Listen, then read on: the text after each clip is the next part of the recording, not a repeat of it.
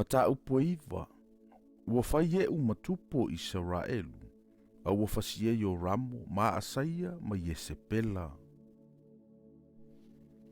Ua wala au le perofeta o Elisaia le tasi so o le au perofeta, ua whape antu iani. Ina fusi alo sulunga titi, ma ave lo lima le nei whanguu, ma e alu I ramota kiliata.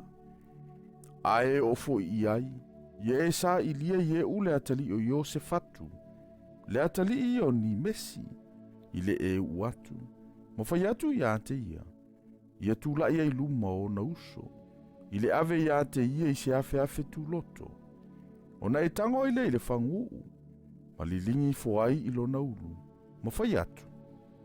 O lo whapeona whetalai mai o Iopa, wa ufau ia te oe whai matupo Israelu.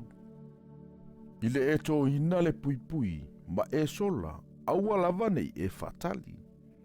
O na alua ile o le taule lea, o le perofeta fo ile taule lea, I ramota kiliata. Wo o atu ia, fauta, o nonofo mai ali e pulei au. Fai atu o ile o ia. Leli ie, o lau fe au ia te oe. O na fai mai ile o ieu. O se fe au e au I matou nei uma. O na fai atu o ile o ia. Leli ie, o oe lapa. O na tula ia ile o ia. Wa ulu antu I fale. O na lilingi fole e ia o le uu ilo na ulu. Po fai atu ai ia ante ia. O lo whapeo na whetala I maio Yehova le tuo Israelu. Wa o whau ia te oe whai matupo le nu o Yehova o Israelu. E te whasia le a ingo a apo, lo walii. Ina ia o tau I masui ia Yesepela le toto au auna, le au perofeta. A toma le toto au auna uma Yehova. A wao le a whano le a inga umalavo a apo. O te whao matia fo I sa a apo. O se tu la I atu I se au pā. O le polonga a toma le saoloto ue Israelu. O te whaatatau fo I le a ingo a apo. I le a ingo Yeropoamo le antali o ne pata. Ma le a ingo pā asa, le atali o akia. E aina fo ye uli ye sapela. I le whanua Israelu. E le ai fo I se na te tanumia o ia. O na to ina le e ia o le pui ua sola. O na toi alua tua I leo ye ui au nalo nali. O na whai mai leo le tasi ia te ia. Peni malie, peni tamai. O le ale mea na saua I lea vale ia te oe. Ni whai atua I leo ia ia te ilato. Wau tau I loa le tangata antoa malana fe au. O na lato utali mai ia I lea. Ua pepelo. I nā tau mai ia te I mātou.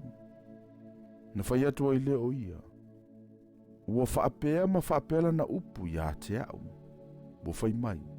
O lo whaapea na whetalai mai o Iova. Ua ufau ia te oe whai matupo Israelu. O na whatalisi ai leo I lātou. Ua taitasi matango I lo na ofu. Ua tu I lalo ia te ia I lunga lava o le ala whaape whai. Ua whaasa saupu, ma whape antu. Ua whai e matupu. O na whaua I leo Yeramo, e ie ule antali o Yosefatu, le atali I o ni Mesi. Na leo fo ia ramo ta kiliata. O ila toma Israelu uma. O no asaeli le tupo soria. A wafo ia tu le tupo yo ramo Israelu. E fofo ia na manua ai o ia ya suria. Ile tawa ma asaeli le tupo soria. O na fai atu leo yeu. A fai e tau ia te outou. A wana isola se tasi le a ainei. E alu e tau atu I Israelu. O na tieti e aileo yeu le kariota, wa alu I Israelu. A wana ta oto ai o ramo. Wa alu I fofo ia asa ia le tupo yuta e o ia I o ramo. Wa tufo I le tangata va ailu ngole olo I Israelu. O na ilo atu aile e ia o le vau tangata o yeu olo o alu atu. No fai atu ailea. Wa ilo antu le vau tangata. Na fai mai ai leo ramo. Ina awa tu ia o se ti e se solo whanua. na te whawhetaia ina I lātou, ma whaiane iai, pe file mu ea. O nā alua I lea, o le tia le solo whanua whawhetaia I ante ia o whape atu. O lo whape ona whetalai mai o le tupu, pe file mu ea. Ona whai mai e leo ieu, o nā se I file mu lava lea. I nasa uia oe I utua, o nā alua tua I leo le tangata vā ai, o whape atu. Uo antu I ante I lantou le na awina, aua le toe fo I mai. O nā awina atu ai le e ia, o le tia le solo whanua o le antu lua lea. Uo atu o ia I ate I lantou, o whape atu. O lo whape ona whetalai mai o le tupu, pe file mu ea. O na tali mai ai leo ieu, o nā se I file mu lava lea. I nasa uia oe I utua. No whai atu ai leo le tangata wā ai ua whape atu.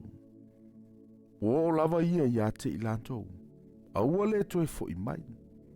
O le whaamomo e foi, e whape o le whaamomo e ie ule atali o ni mesi.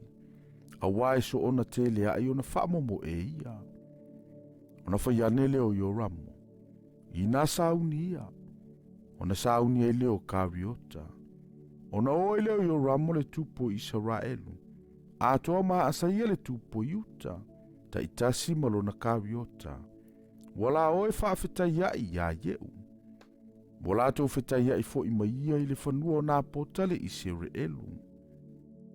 Wailo ye ue yo ramo. Ona whai atu ai lea o ia. Ye ue. E file mu ea. Ona whai mai ai lea o ia. Se ase file mu. Ona le ua tele e o whaita anga o louti nao ye se pela. Ma ana tonga fiti whatau laitu. Ona li liwa ai leo yo ramo. Masola. Wa whape antu ya asaia. A asaia e. O le fo vale le mea nei. O na lo ngase le ye u o le au whana. Ua whana ua la vea I o ramo I le vaitau au. Ua ati le u I lona fatu.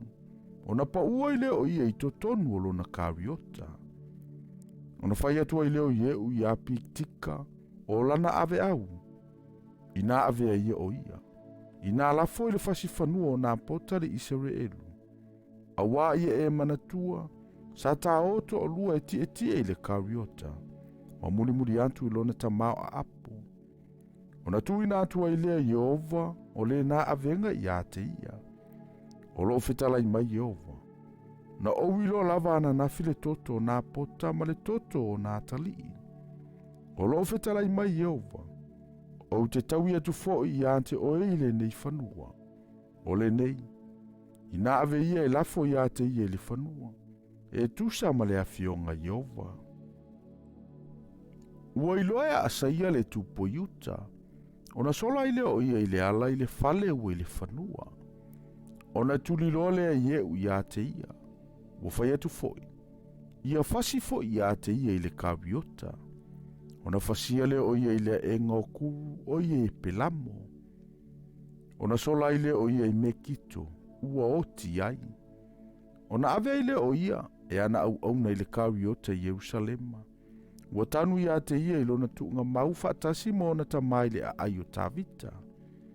O le tausanga se fulu ma le tasi o yo ramo le atali o apo. Na whaia ia asaia matupo e pule ia Iuta. Ua o ye u Israelu. O na langona le ye se pela. O na vali ai le e ia o na mata. Ma teu lo na ulu. Ua va ai mai I le wha malama. Ua ulu atu ye u le whaitotoa. O na whai mai ai le o ia. Pena manuia ea se Mary. O le na whasioti I lo nali. O na te pa e ile o ia I le whaamalama ua whape atu. O ai ea e au ia te au. Po o ai. O na vai mai ile ia te ia au na sili e to o lua pe to tolu. Na whai atu ile o ia. Ia utou la foifo ia te ia. O na lato la foifo ile ia te ia. Ua pisi e fo ile pa ma solo whanua I lona toto. O na solia ile o ia te ia. Ua ulu fale atu o ia. ua ai fo'i mainu, ona whai atu ai lea. Ina asia i le nā whawhine malaia, ma tanu i a te ia. A wā o ia o le a whawhine o le tupu. Ona lato o ai lea e tanu i a te ia. Ua na olo na ulu po'o, ma ona tapu vai, ma ona tapu lima na lato maua. Ona lato fo'i mai ai lea, ua tau mai i a te ia. Ona whai atu ai leo ia. O lea fionga i ova lea. Na whetalai mai i lana au no e lia le ti sepi e whape mai. E aina e uli le tino i ese pela i le whanua i se reelu. E iai fo i le tino i ese pela i lungo le lau ele. I le whanua i se reelu pe i ota la tau te le whape ane foi. O i ese pela le nei.